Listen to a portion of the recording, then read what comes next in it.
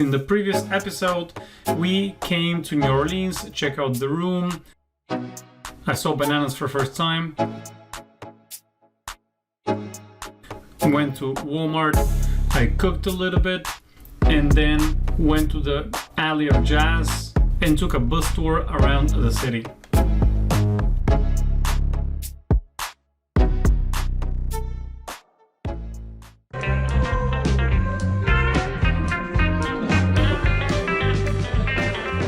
Okay, because I have nothing better to do, I'm gonna make an experiment. It's 130 miles to Lafayette from New Orleans, and I have on the car showing 170. It does make me stop, it does make me recharge, or it says I'm gonna reach with 3% battery, which of course I have 170, which means that something is inaccurate, right? I think the Tesla is trying to keep you as safe as humanly possible, so you don't end up like those people that we saw in Mobile that they towed their car because they ran out of juice. The guy didn't really like my question. I'm like, how did you guys run out of juice? He did not really like the question because you gotta be really dumb to run out of juice, or to do what I'm about to do. Either or. Alright, we're 30 minutes into this trip directly to Lafayette. Like, we're gonna leave with 3%, and look what we got here. Now it's 11. Like I said, most likely we're gonna reach there 15. I thought it was gonna be 10. Now I'm thinking 15 to 20%, because we're in the beginning of the journey. To the end, there's like way more. So the gray is projected, and the yellow is what we are actually. Yeah, the car always keeps you insanely safe. Okay, I arrived in Lafayette with 7% battery. Of course, it could have been more, but I drove a little faster. I kind of, you know, step on the gas a little bit, because why not? I saw that it's gonna be 10% battery at least. What? Weird. Well, I think this one doesn't work. Okay, if something doesn't work, just leave the thing like that, guys. Don't just leave it back in. I could not take a picture of the Texas flag or welcoming sign. It was in a rest area that didn't stop, and you couldn't really stop, unfortunately. But the road, once we got in from Louisiana to Texas, the road is terrible, like terrible, uneven, just bad. You can see on this footage that I want to have here. This is the Glady city boomtown. So that's like a representation of what the city used to look like years ago. Oh, nice. I'm gonna go there in a second. This, obviously, you know what it is.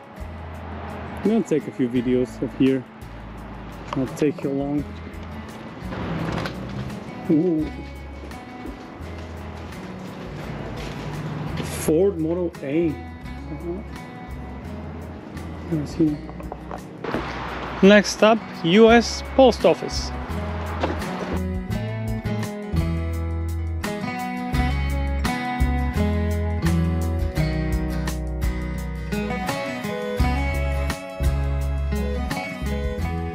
So the admission fee at Spindletop Glady City or Boomtown Museum was $5. This is the original Spindletop site in Glady City, founded in 1892, that quickly became a bustling factory town for wildcatters to buy leases and live while tapping into the Spindletop oil boom. In 1975, a replica of Glady City Boomtown was created to preserve the city's bustling beginnings. The town includes a post office, a saloon, of course, general store, library, working print shop, and working replica gusher. On occasion, you can also see reenactments of life during the oil boom at Spindletop Glady City Boomtown Museum. Well, we didn't, unfortunately, but it was a nice town to visit before we actually go to Houston.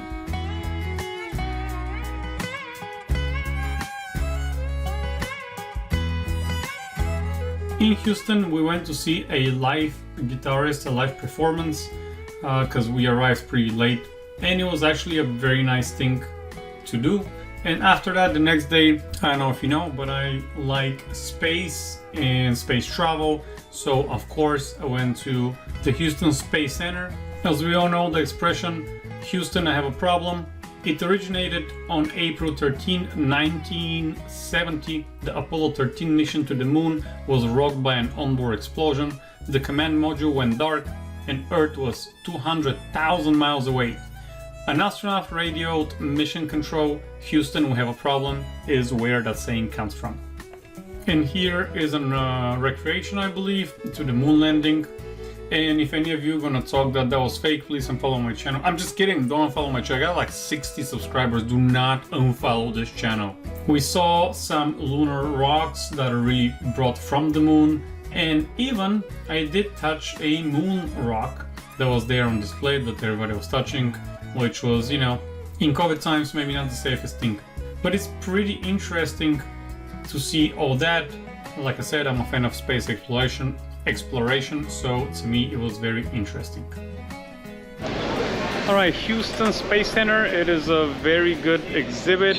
Spent about 2 hours, and the only complaint I have is a lot of the games that I wanted to play were broken. A lot of those they're for kids, I know, but they're awesome, okay? But yeah, definitely make a stop if you have the chance to stop at the Houston Space Center, guys. Yeah, definitely if you can opt to come at 9 or the earliest you can come, because it is almost 11 and it's getting crazy inside. All right, going to San Antonio. Leaving Houston, guys, and I gotta say I have never been to a road this uneven and this bad. It's just it's bad. It's bad. So we made our way to San Antonio, which is a beautiful city in my opinion. We visited the Alamo. Of course, you cannot go to Texas and not visit the Alamo. I finally bought a proper cooler. We saw some of the sightseeings, but for more, you gotta watch the episode. Alright guys, thank you very much for watching. Hit like and sub and help me grow this channel. If you like what you see, I appreciate all 25 of you. Thank you and I'll see you in the next video.